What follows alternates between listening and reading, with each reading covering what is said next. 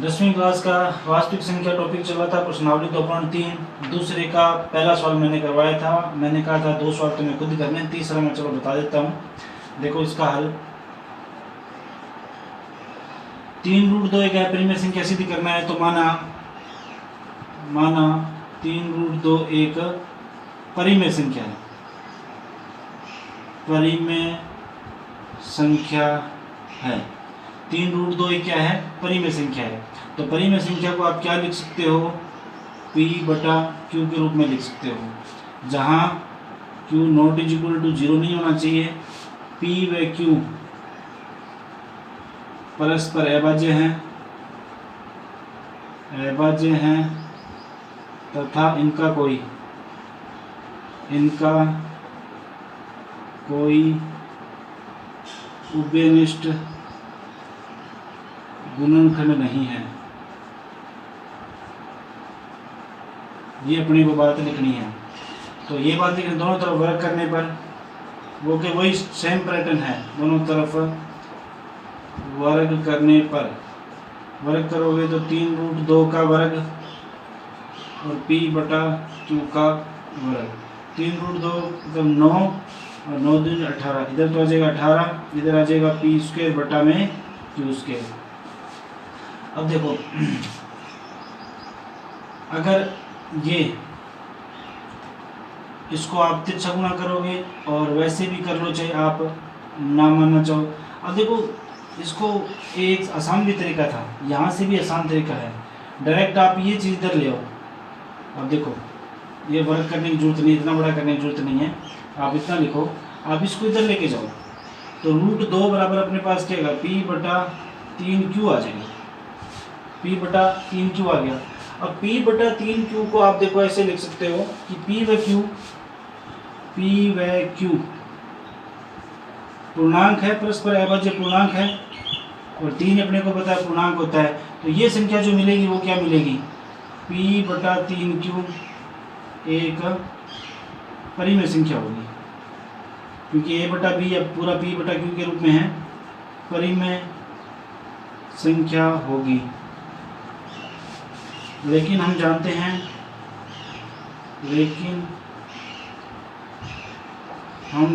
हैं कि √2 एक क्या होती है? करवाया भी था, अपरिमेय संख्या है। अपरिमेय संख्या है। तो ये परिमेय संख्या, ये अपरिमेय संख्या दोनों बराबर कैसे हो सकती है? तो जो माना गया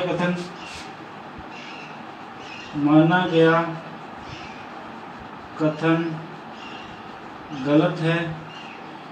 यूँ लिख देना, पूर्व में जो माना गया कथन वो गलत है। तो अपने पास क्या होगा?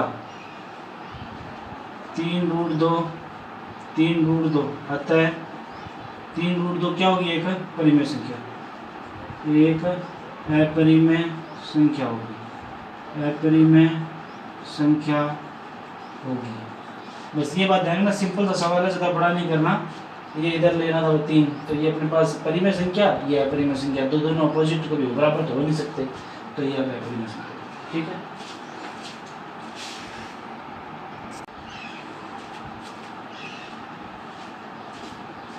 तीसरा सवाल है 10वीं क्लास का ही है, 2.3 प्रश्नावली का, बहुत इंपॉर्टेंट सवाल है ये। देखो इसका सोल्यूशन करते हैं हमने। सोल्यूशन √P + √Q एक अपरिमेय संख्या सिद्ध करना है अपने को, ठीक है। P और Q जहाँ कोई पूर्णांक है, ये तीसरा सवाल है। P और Q कोई पूर्णांक है और √P + √Q एक अपरिमेय संख्या है, सिद्ध करो। तो देखो, सबसे पहले माना √P + √Q एक परिमेय संख्या है। इसका उल्टा मान लेना है, क्या है? एक परिमेय संख्या है। परिमेय संख्या है तो इसे P/Q के रूप में लिख सकते हो। अब P और Q पहले दिए हैं तो इसे A/B लिख लो। A/B लिख लो, चाहे मैंने कहा था यहाँ पे ये P और Q दिए तो A/B लिख लो, जहाँ B कभी 0 नहीं होना चाहिए और A तथा B परस्पर अभाज्य हैं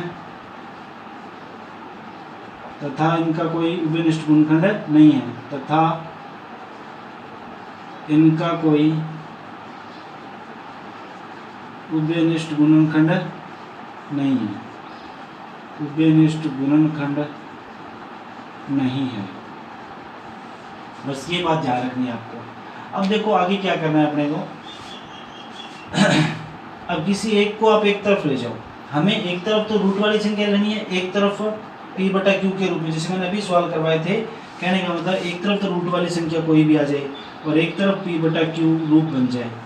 इधर अपने पास कोई रूट में संख्या ना हो, इधर रूट के अलावा संख्या बच जाए, इधर रूट बच जाए, तो ये अपने कहते हैं ये परिमेय संख्या है और ये हमें जानते हैं क्या परिमेय संख्या होती है, तो विरोधाभास प्रकट हो जाएगा। अतः ये क्या हो जाएगी, एक अपरिमेय संख्या हो जाएगी। जैसे भी मैंने पहले सवाल करवाए थे।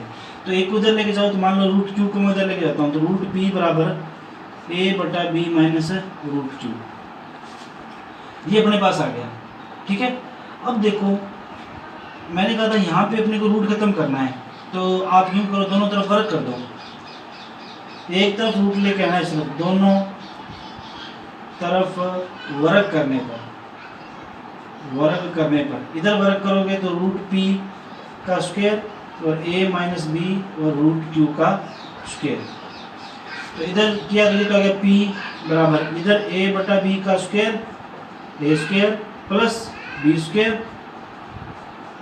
माइनस 2ab, 2a बटा b और b, मतलब ये आ जाएगा a square plus b square minus 2ab। सूत्र लगा दिया मैंने। p बराबर ये a स्क्वायर बटा b स्क्वायर, इधर केवल q, इधर अपने पास 2ab बटा रूट q। अब देखो मैंने कहा था एक तरफ रूट लेके आना है, इस देखो ये इतना इधर रूट है, इसमें इसको उठा के इधर ले जाओ और इसको इधर ले जाओ, तो अपने पास क्या आ जाएगा। देखो मैं इसको उठा के इधर लेके जा रहा हूँ, तो अपने पास 2a बटा b और रूट क्यू। मुझे एक तरफ रूट की संख्या रखनी है और उसको इधर लेके जाओ, तो अपने पास जो बचेगा a स्क्वायर बटा b square plus Q minus p। देखो ये इधर जाएगा, ये माइनस का p हो जाएगा। तो देखो अब मेरे पास ये जो संख्या वो इधर लेके जाओ, कहने का मतलब ये b पूरे के साथ मल्टीप्लाई हो जाएगी, मतलब a स्क्वायर बटा b स्क्वायर। मुझे क्यू ये अकेला करना है, इसको रूट क्यू को a स्क्वायर बटा b square minus Q minus p, और ये अपने पास आ जाएगा ये b इधर और 2a इसके बटा में, मतलब ये इधर और ये ऊपर तिरछा गुना हो जाएगा, इधर बचेगा केवल रूट क्यू। अब आपको देखो ये चीज़ पता थी, a और b परस्पर अभाज्य हैं, p और q कोई पूर्णांक है, तो चाहे तो आप इसको हल कर लो वैसे, कैसे कि इसका b स्क्वायर ले लिया एलसीएम, तो अपने पास a square Q b square इधर एक और p b स्क्वायर, और अपने पास b बटा में 2a, ये एक b से ये कट गया, तो अपने पास बचेगा a square plus Q b square minus p b square बटा में ये 2ab, a b p व q कोई पूर्णांक है, परस्पर अभाज्य कोई पूर्णांक है। तो देखो ये बन जाएगा p बटा q और ये बन जाएगा q, मतलब ये तो परिमेय संख्या बन गई। तो आप लिखोगे ये वाली परिमेय संख्या है,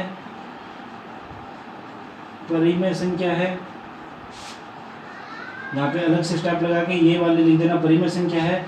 और हम जानते हैं रूट क्यू एक अपरिमेय संख्या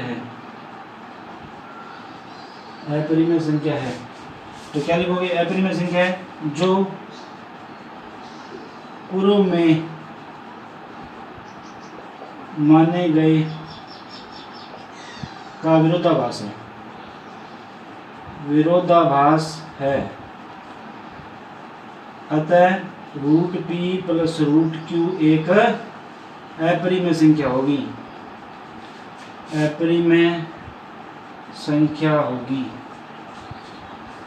बस ये बात ध्यान रखना कि ये p बटा q a बटा b का रूप बन रहा है, तो ये परिमेय संख्या, ये अपरिमेय संख्या होती है जो दोनों बराबर नहीं हो सकते, अतः ये क्या हो जाएगी, एक अपरिमेय संख्या हो जाएगी। ये बात आपको लिखनी है, जैसे सवाल करवाए थे यहाँ पे p और q दिए हैं बस। ठीक है।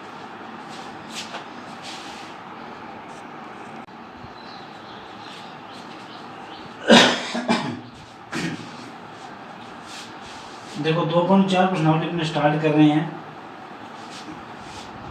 तो इसमें सबसे पहले अपने को शांत और अशांत दो शब्द आएंगे, एक तो शांत आएगा एक अशांत आएगा। अब इनमें करने का तरीका देखो क्या होता है, शांत क्या होता है, अशांत क्या होता है। कोई भी संख्या में किसी संख्या का भाग देने पर अगर भाग पूरा पूरा चला जाए, पॉइंटों के बाद भी चाहे अब रुक जाए भाग, वो होता है शांत।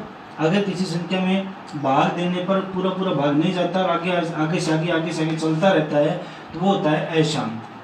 देखो कैसे, मैंने जैसे भाग दिया सिंपल सा, ये 10 और 5, ठीक है, 2 पे चला गया, 5 दूनी 10, पूरा पूरा भाग चला गया, मतलब ये शांत है, मतलब यूं इस प्रकार से, ठीक है।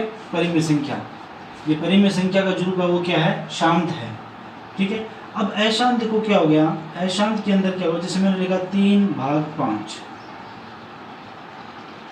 ठीक है।